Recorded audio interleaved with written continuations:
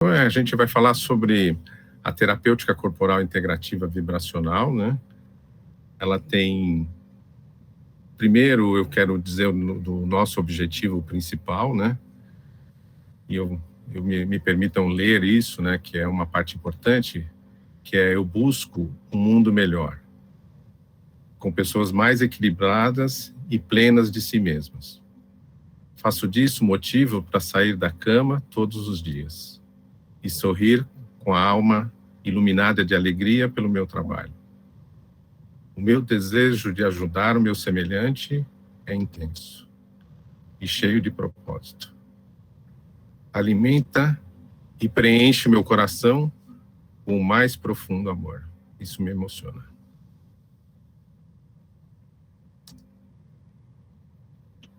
Então, por que essa terapêutica ela funciona tão bem? A gente tem 3 pilares importantes. A gente está associando a questão do corpo. Nós fazemos uma integração, eu vou discorrer um pouquinho sobre cada assunto desse, e usamos a vibração. E tudo isso sai essa terapêutica muito potente e que nos traz que trazem resultados muito rápidos e importantes. Então, para a gente começar a falar do corpo, a gente tem um item muito importante que a gente tem que pensar, que é a matéria, né? E o Einstein, ele formulou essa teoria muito importante sobre a matéria, né? E aí, eu vou falar coisas mais simples, mais rápidas, porque isso não é o mais importante. Então, são as bases do nosso trabalho. Como a gente tem que qualquer massa, ela possui uma energia associada. Então, antes da formação desta massa, existe uma energia, um átomo, que acaba formando esta massa. E nós temos, na formação de um corpo, de uma matéria, a gente precisa dessa energia associada. Então, a informação, ou para a formação de uma matéria, se precisa dessa energia associada. Então, quando a gente fala do corpo, o corpo é uma massa de energia que contém uma informação. Então, se a gente tem uma determinada questão emocional, o nosso corpo vai se transformar naquilo de acordo com essa informação que eu tenho desta energia. Então, nosso corpo é uma forma condensada da informação que nós temos. Essa informação está a nível energético. E esse corpo também, ele é um instrumento que a gente tem de expressão. Então, o corpo, ele está num processo temporal. E nós podemos ter as experiências atemporais, que a gente pode acessar outras dimensões. Isso tudo a gente pode se aprofundar muito mais na física quântica, né? Tem muita coisa para ser estudada, e eu estou dando só um pequeno resumo para entender quais são as bases do nosso trabalho. E quando a gente fala da vibração, e tem um psiquiatra que ele desenvolveu, né? Ele fez uma medição e uma modulação matemática sobre as frequências. Deixa eu colocar aqui o meu...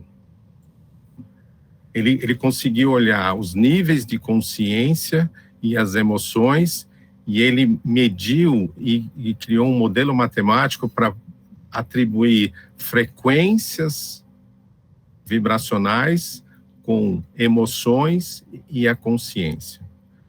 Normalmente, por exemplo, quando a gente está na raiva, né, a gente está numa frequência de 150 Hz. E quando eu começo a aumentar a minha frequência, a minha vibração, quando eu estou na razão ou no amor, eu estou em torno entre 400 e 500 Hz. Ou seja, eu tenho momentos nas frequências mais baixas de condensação, e quando eu começo a ampliar a frequência vibracional, eu estou no momento de expansão.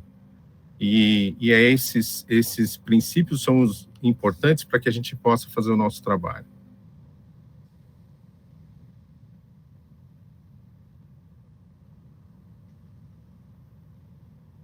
Uma parte importante dele, então a gente falou do corpo, nós falamos da vibração e agora a gente fala da integração, um pilar importante da terapêutica.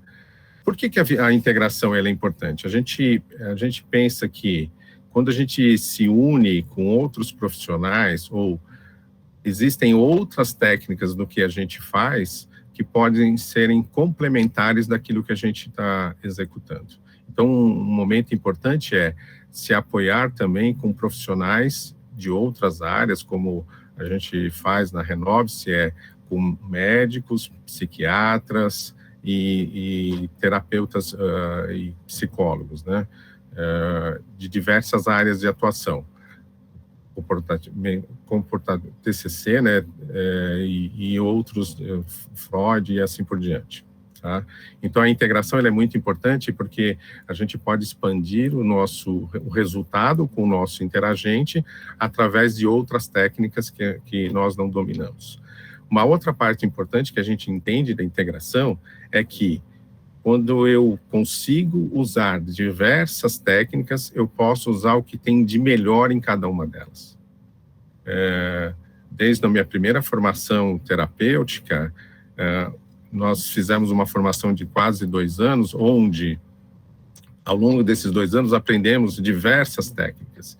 E a nossa formação era terapeuta de massagem integrativa. Então, eu já comecei com uma fase integrativa desde 95, onde a gente podia aplicar numa determinada sessão diversas técnicas. Então, às vezes você tem uma contratura que você precisa fazer uma liberação miofascial, você precisa fazer uma liberação energética e também pode ser fazer uma quiropraxia para melhorar uma condição de articulação. Então, isso já era uma forma integrativa que já vinha aprendendo desde 95. E aí isso se potencializou cada vez mais ao longo dessa minha formação terapêutica. Outro fator que faz com que ela funcione muito bem, a gente se baseia na neurociência num princípio muito importante, que é a neuroplasticidade. O que é isso, né? A gente pode imaginar que o neurônio ele tem uma capacidade muito grande, o sistema nervoso ele tem uma capacidade muito grande de mudança. Ele consegue se adaptar às novas situações, moldar-se a nível estrutural e funcional. O que é isso? Ele muda constantemente. A gente consegue reproduzi-lo de uma maneira muito intensa. E quando a gente tem novas experiências, então se eu tenho um trauma vivido, eu tenho uma experiência daquilo, eu acabei tendo um registro emocional e eu posso criar uma trilha neural daquele registro emocional que eu tenho. Tá? Outra questão que eu posso destacar é quando você, que a gente chama de crença limitante, ou seja, alguém que escuta na infância uma determinada informação e aquela verdade, essa crença vira uma verdade para ela está criando uma trilha neural.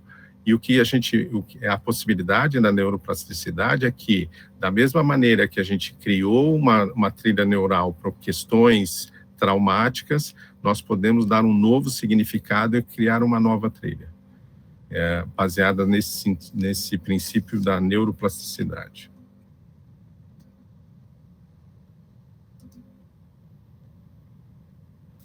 E temos três pontos importantes vamos falar de questões terapêuticas. Primeiro é o interagente, eu chamo de interagente, na Renove chamamos de interagente, porque, e vocês vão ver esse nosso princípio que nós estamos usando aqui, que a pessoa interage no processo, então chamamos de interagente. Então, primeiro ponto importante é o desejo de mudança.